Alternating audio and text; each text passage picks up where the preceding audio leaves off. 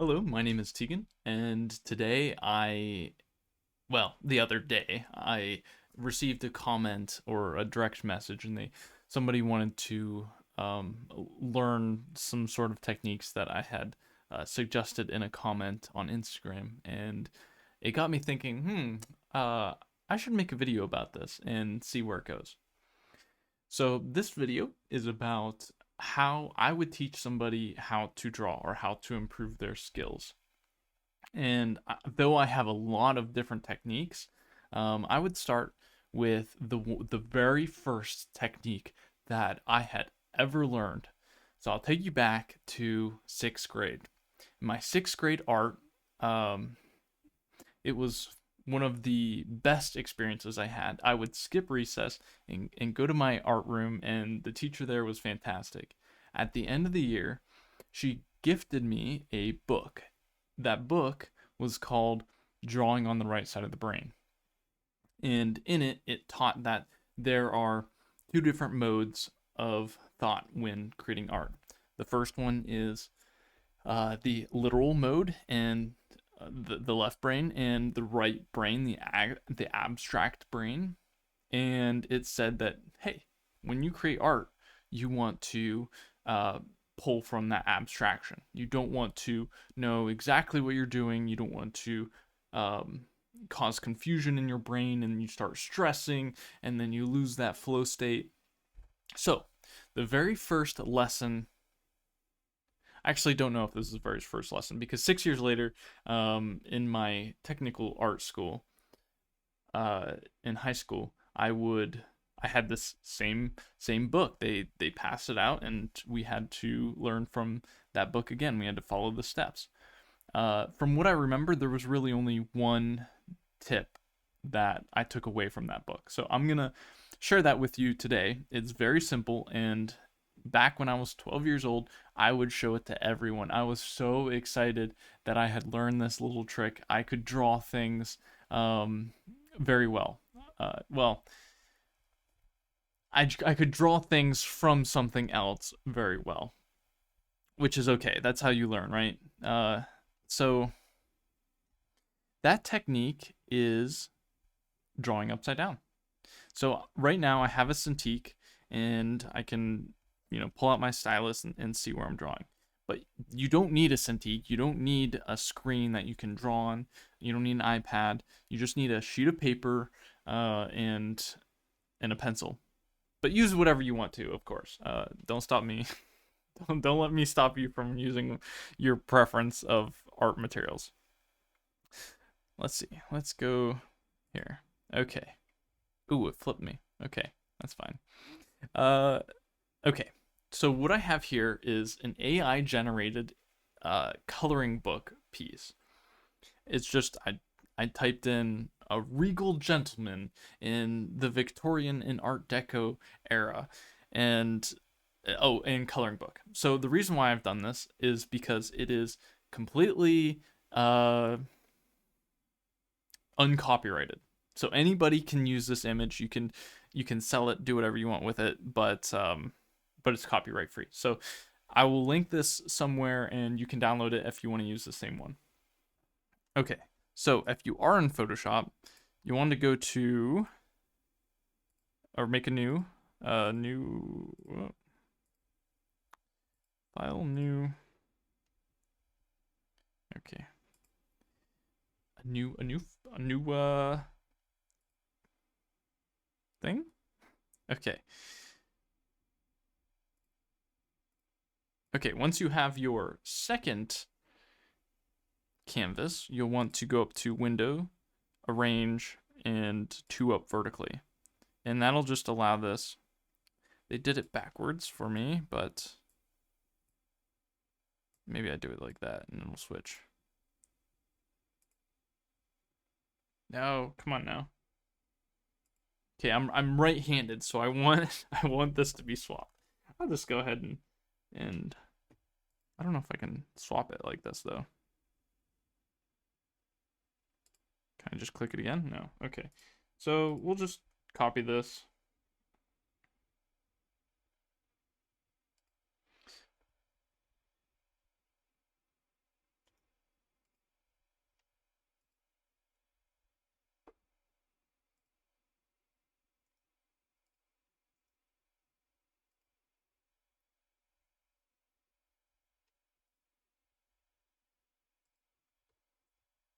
Okay. And now it's on the left side.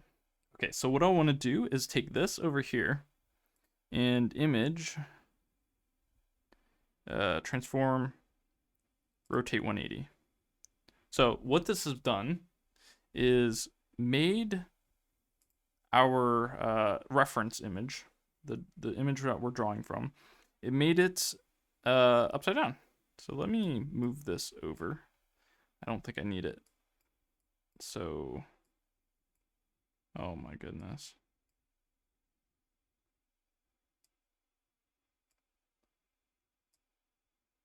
Here we go. Or maybe I'll just move me off to the side. Or smaller. There. Okay. Fine. Okay, so in our Photoshop, we have a list of brushes. We're just going to go for the most pencil-like brush. So, let's see. Kyle brushes are already in here, some of them. So we'll use this one. Okay, and I don't have an undo. That's fine. And I want to make this kind of dark, pencil-y. Okay, so in order to get this this experiment, this exercise across, you'll want to look at this character here, right? And you'll want to see what is on the outside. So we're looking at shape right now. I guess I can delete that. Okay. So you can do this either really quickly. You can do different types of exercises. Okay, I can do this in a minute. I can draw this character in a minute over here. I don't care what I'm looking at. I don't care that this is hair, that this is going to turn into a neck, and that this is a shoulder. I don't care about that. What I care about is what the shapes are on the outside. And especially because this is an AI generated image. These lines are not thought through like a human would think it through. So when you're looking at, especially an AI image, and you're drawing it, you have to reinterpret it as if like what you think it should look like. This drawing upside down stops you from doing that. You no longer can see the value of copying exactly. You're just looking at or copying what you would think it must look like, because obviously it doesn't have to look like that if it's generated by an AI.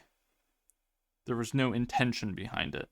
Well, some intention, I'm sure, but a different kind of intention.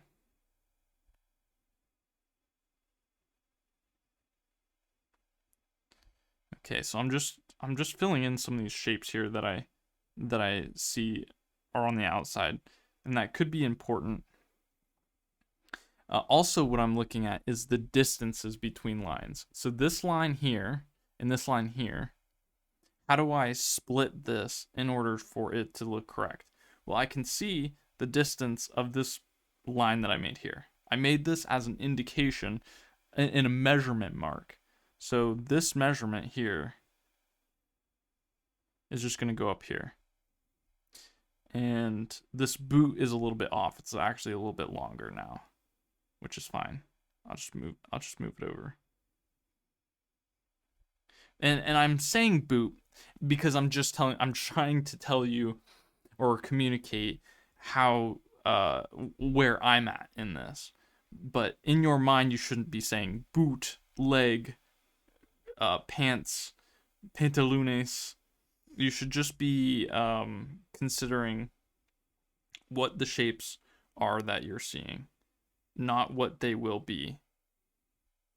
This exercise is to allow your mind to measure in relationship with it without trying to stress about it. So normally when you're drawing right side up, you're thinking, this eye needs to be here. I need to focus on on certain aspects that just really don't need to be thought of in the moment. So when you are drawing something right side up, you'll be thinking instead, you'll be measuring. You won't be saying hand, glove. You won't be saying fingers. You'll be saying the distance between this and that in relationship is such and such. This line correlates to this line, and it's going to measure for me what that means.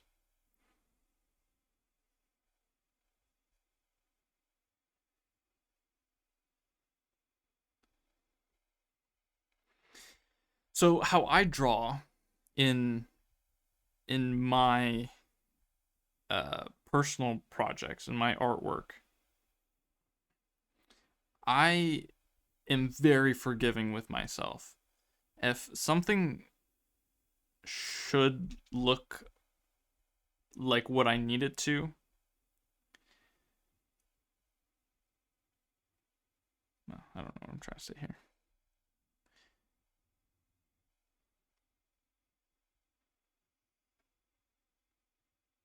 Okay, so when I'm doing this, I've had loads of practice with this. Not with drawing upside down, but with measuring in my mind where things are where they need to be. It's actually kind of funny when I'm looking up here at my screen reflecting this. He's a bit tilted. I don't care. That's all right. For now, it's this is just exercises. You shouldn't, and I shouldn't really think about these things too much.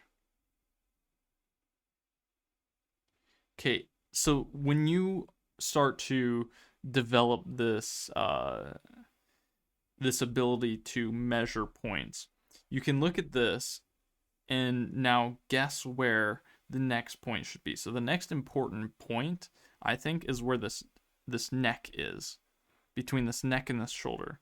So I have this shoulder piece here, but I think that it's actually maybe a little bit far off. But that's okay. I'm just going to mark now. This is the point of the chin. So from that point, I can now measure where exactly this coat needs to hang. And I can see from this thumb here, although it's not a thumb, it's this mark, these marks, I can just go ahead and draw that in.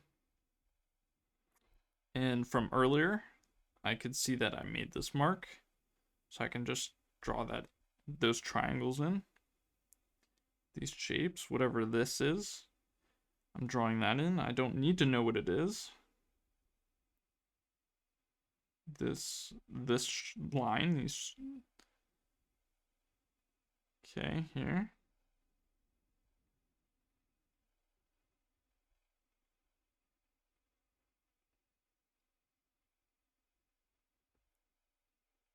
Okay, I'm filling in these.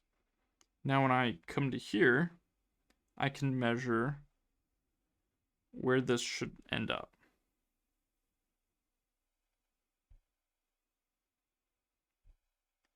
Now, these lines, when you get to something, okay, this is important, and you know in your left brain that this is important, I need to get this right. Just remember that everything is just small shapes. The more finer it gets, the more detailed, the level of detail, they're just smaller shapes. That's all. You're not changing anything with shapes. They're the same. So I see this line, it's making this specific shape. I know the shape that I need to make. I trust myself that I'm seeing the right shape. And notice how this whole time I haven't erased at all. I haven't touched the eraser. I haven't even thought about erasing, because it's about forgiveness that things don't have to be perfect. Once you let go of that unrealistic expectation of yourself, you're going to find that your shapes are better, that your decisions that you're making are stronger. It's like you're holding yourself accountable to creating the correct shapes. But you don't have to think about it like that either.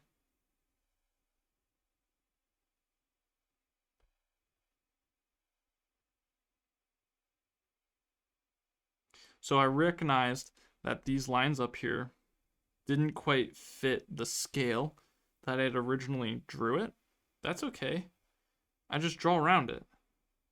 This this isn't a mistake. This can be built into the artwork. I think building in mistakes into the artwork is very important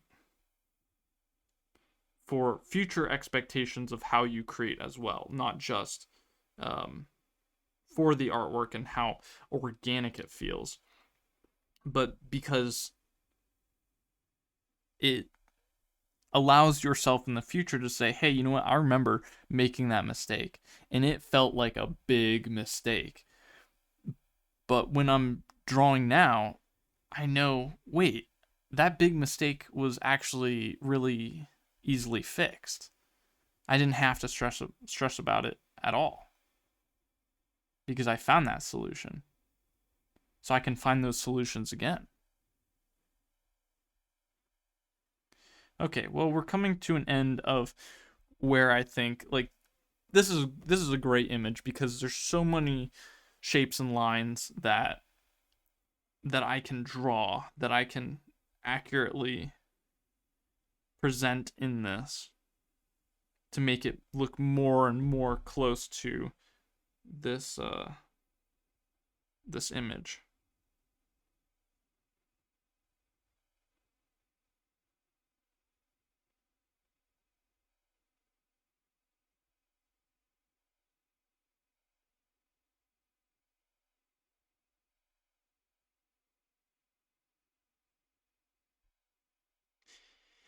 And then you start adding line weights along with this as well. And it starts turning into a really fulfilling image. You're when you start uh, building up these different points, you're like, yeah, this is a really, this jaw line, which now you can maybe start to see as a jawline because you're focusing on this artwork now. You can say like, okay, I really want to build this out. I really want people to notice this. Okay, I'm gonna add in that dark line, and intelligently, not randomly, with some consideration. And yeah, okay. And you can fix these, right? You can take this eraser and I don't know if I'm erasing here. Okay. And clean it up.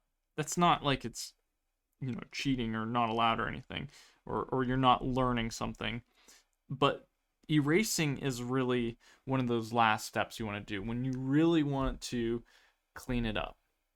All right, so you can see that I drew this kind of sideways.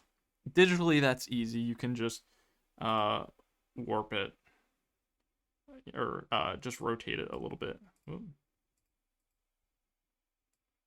Like that, and then boom, it's more vertical or more like this reference image. But when you're doing it on paper, you don't have that luxury. I think that's better. I think that's cool when you have that paper and you're taking a reference and you're now transforming it into your own drawing.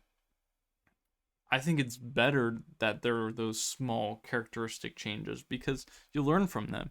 And learning is what art is. If you're going for the end product, you're missing so much along the way in how you can improve in your own like artistic endeavors.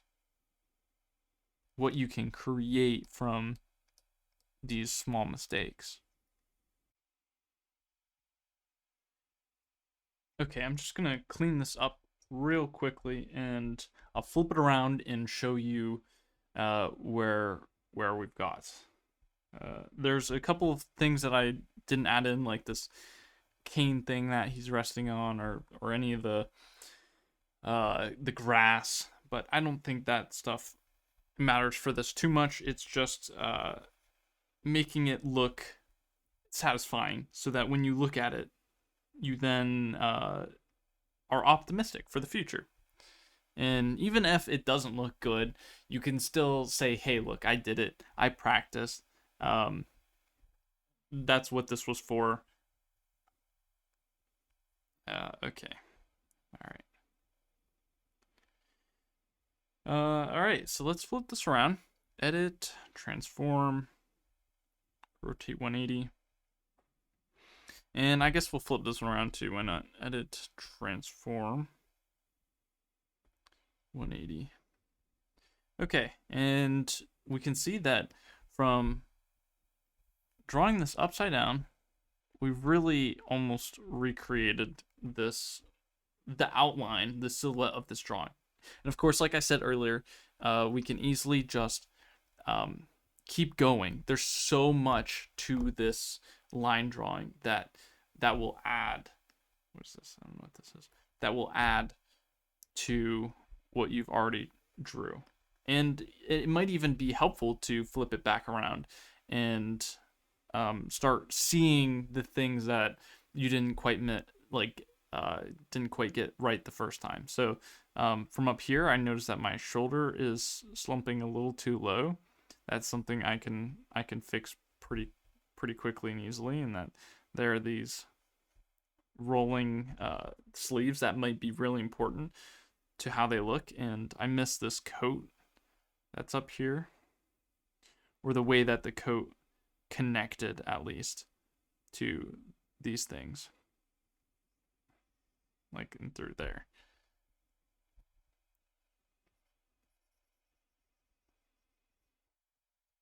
All right, so this is the final image. Okay, so that concludes this video. If I were to teach somebody how to draw, this is the first thing I would show them. I would show them that you can have a reference image, a line drawing. You can flip it upside down and trick your mind into drawing shapes instead of these specific symbology things that we think about. Eyes, head, boots, hands. All of those things are made up of shapes. And it's a very good lesson to learn how to create shapes from line. If you liked this tutorial, I will be shortly making more. I think this is a fun thing, and if you want to follow me on anything, the links are in the description.